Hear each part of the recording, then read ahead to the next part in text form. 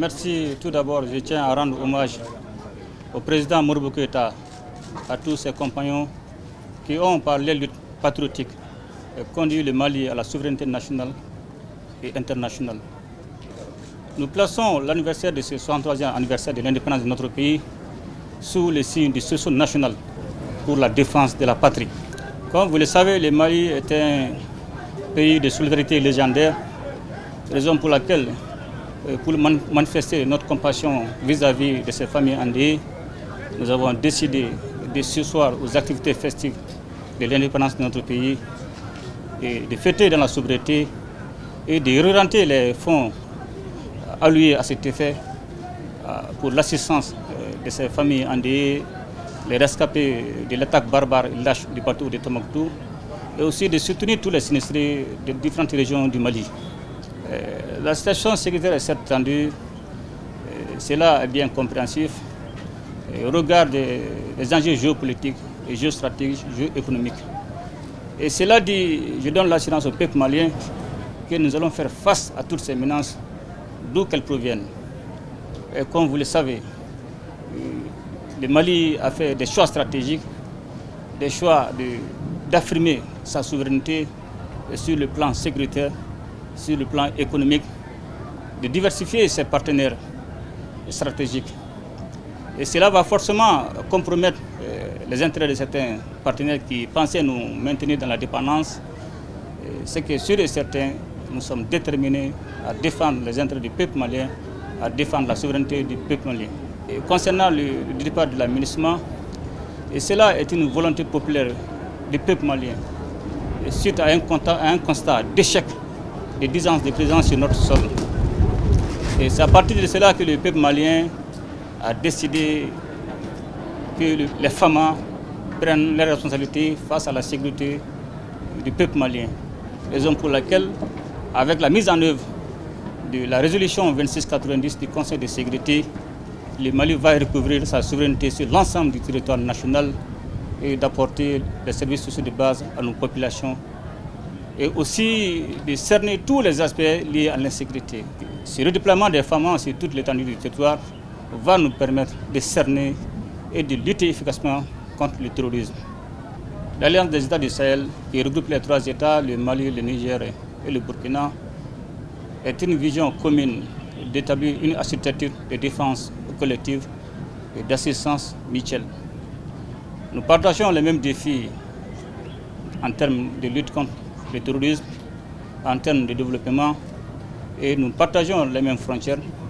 Donc l'Alliance est une bonne initiative qu'il faudra consolider dans les jours à venir pour le bénéfice de nos différents peuples. La lutte contre la corruption et la délinquance financière est une volonté populaire du peuple malien et dont nous avons pris l'engagement solennel de lutter efficacement et avec beaucoup de détermination contre ces fléaux. Aujourd'hui, la lutte contre la corruption est un facteur de stabilité pour notre pays.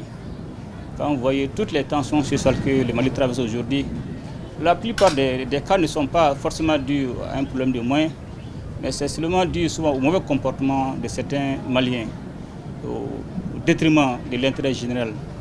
Donc toujours donner l'assurance au peuple malien que nous allons mener cette lutte contre la corruption et la délinquance financière avec la détermination requise et sans état d'âme.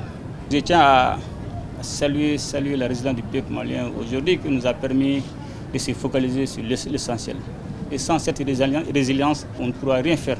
Et je tiens vraiment à saluer de façon solennelle la résilience du peuple malien. Et aussi demander au peuple malien, le moment que nous traversons, la situation sécuritaire tendue, cela est normal et nous allons faire face. Mais cela demande l'adhésion, la cohésion de tous les Maliens pour que nous puissions effectivement faire face à la menace commune qui est le terrorisme. Et demander aussi aux médias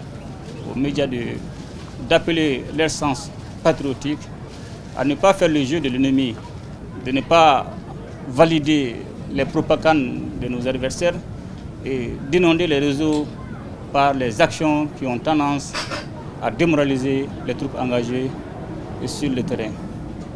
On est journaliste parce qu'on a envie. À l'instant où vous ne serez plus en vie, vous ne serez plus en mesure de communiquer. Donc ceux qui se battent au quotidien pour que certains restent en vie. Et ceux qui affrontent la mort toutes les secondes ne doivent pas être découragés, ne doivent pas être démotivés. Et dans le même cadre, je félicite et encourage tous les journalistes qui, par les écrits ou par les réseaux sociaux, motivent les forces armées de défense et les encouragent à la défense de la patrie. Et je demande encore une fois de plus l'union sacrée autour des femmes. Tous les grands pays, à un certain moment de leur histoire, ont traversé des moments très très difficiles. Aujourd'hui, c'est notre tour. Nous devons faire face. Nous devons faire face à ces menaces. Nous devons faire face à ces difficultés.